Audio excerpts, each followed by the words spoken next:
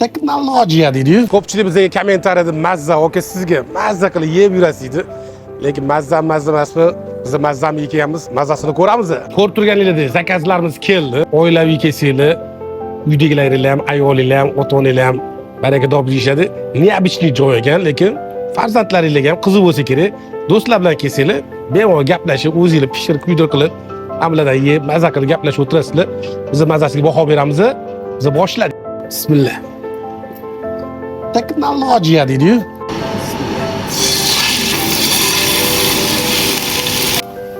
Go'shtlarimiz pishguncha ham zapichonilar mazasini ko'ramiz. Bismillah. Zo'r. Uchinchisini ham ko'ramiz. Zo'r. Men nisbatan endi sal qizdiribroq, qizartiribroq pishirdim. Bismillah. O'zim pishirdim. Sekin o'zimiz yeb ko'ramiz. Bismillah deb. Bismillah. Go'shtlar zo'r, sochli. Biroz eslatib o'taman.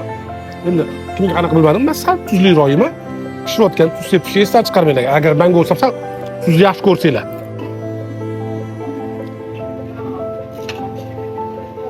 Bu boshqa narsa, yo'q.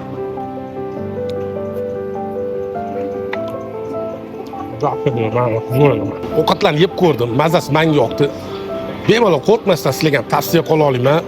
Reklama asosida kelmaganmiz, o'zimizdan pulimizga to'lab yeyapmiz. Lekin o'zimizga ravo ko'rgan narsani sizlarga ham ravo ko'ramiz. Kelinglar, tavsiya qilaman. Mazzamiydi, mazza qilasizlar, mazasini ko'rib.